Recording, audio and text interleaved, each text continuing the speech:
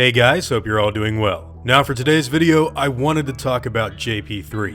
So as many of you know, this film in particular underwent a lot of rewrites during the course of its development, and the script changed pretty dramatically from draft to draft. In fact, in reality, Jurassic Park 3 changed so much during production that even the quote, final version of the screenplay that we have readily available to us is pretty different from what went down in the actual movie. Among these changes are the deadly battle between the Spinosaurus and the Raptors, the Pteranodon attack on the helicopters during the ending, and of course the permanent death of Billy himself.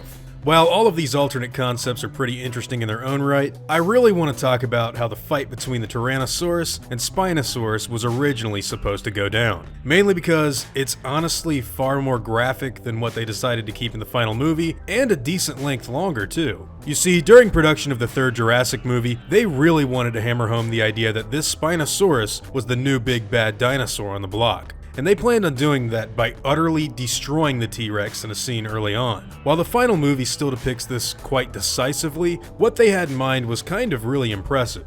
Early Stan Winston effects showcase an elaborate test with the Tyrannosaur rod puppet that was being done to sort of get a decent look at how certain scenes could be shot for the film. Link in the description for this awesome stuff will of course be provided down below. Now, at the end of the day, they actually went full CGI with the fight for the final product. But rest assured, practical effects were indeed considered and even filmed on set during production. I'll go over why they ended up not using them later on, but for now, I really want to talk about this different fight scene. What you're about to hear is from the quote, final draft of the JP3 script, and the dinosaur battle is written and described as the following.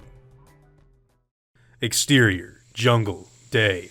Dashing back the way they came, the group suddenly comes face to face with the first monster. We now get our first unobstructed view of the gigantic creature, Spinosaurus aegypticus, over 40 feet long and 25 feet high. The dinosaur has a bony sail along its back. Its head is crocodilian, with rows of long, curving teeth. Sinewy 6-foot arms terminate in 3-finger hands with 14-inch claws. With nowhere else to run, the group scatters into the brush as the two behemoth predators rush forward. Paul and Amanda scramble in one direction while Billy and Udesky go in another, but Grant can't go anywhere. His foot is stuck between two branches.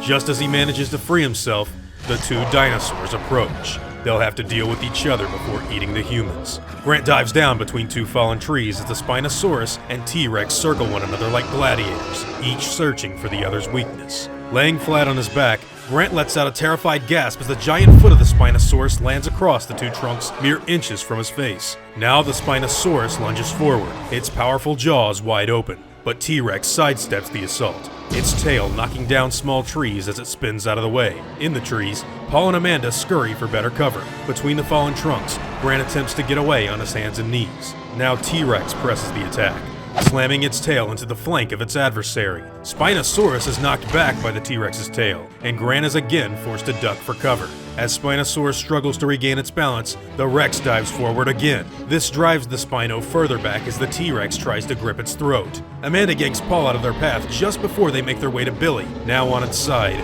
the Spinosaurus fights back ferociously. It slashes at T-Rex with long, strong arms and razor-sharp claws. Then finally, it kicks the animal with one mammoth foot. Tyrannosaurus staggers back.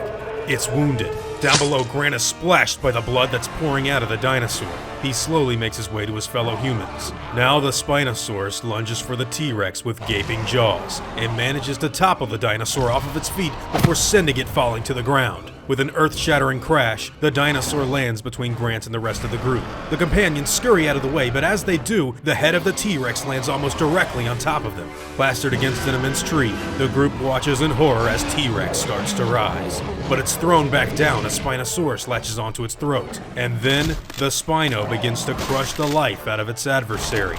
T-Rex opens and closes its jaws mere inches from our terrified friends. Finally, Grant reaches the others.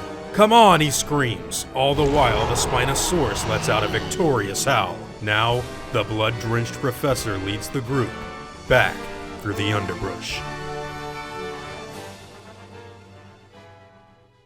So yeah, that was a pretty different fight from what we actually got to see. No neck snap from the Spino, and an elongated battle involving tail whips and kicks that would ultimately result in Alan Grant being covered in blood from the T-Rex just before he runs out of the jungle. Stan Winston Studios actually did a little hand puppet test early on for the more graphic nature of the Rex's death scene, in which the Spino would have choked the life out of it. But ultimately, none of this would end up getting used. Now, I mentioned earlier that they actually did manage to shoot some of the animatronic battle for the movie before canning that as well. And the reason they kind of had to do that was because during the shoot, the Spinosaurus animatronic proved to be so powerful and deadly that it actually ripped the head off of the hydraulic T-Rex on the set of the film. Needless to say, without a Rex animatronic to fight the Spinosaurus one, some of the fight had to go back to the drawing board. In all honesty, I think this fight scene does sound pretty cool, and it's something that would have given JP3 a little more harder edge than what I think it ended up with. But I can only see this elongated death scene as a louder outcry from fans that they shouldn't have emasculated the T-Rex like that. Either way, it's pretty insane to know just how different this was originally supposed to go down, and even more interesting to imagine how the public would have received something like this back in the day. But yeah, that's it. That's how the Spinosaurus was originally supposed to kill the T-Rex in JP3. Now, I'm really curious to hear all of your thoughts on this. Are you a fan of the original battle, or would you have liked it to go down like this, or maybe not happen at all? I'd love to hear every opinion and viewpoint in the comments down below. Now before I go, I want to thank all of my game wardens, as well as all of my InGen executives. I'd also like to thank all of my park workers and InGen hunters as well. It really means the world to me that all of you guys continue to support what I do, and I seriously am extremely thankful that you even watch these videos. Honestly, it means the world to me.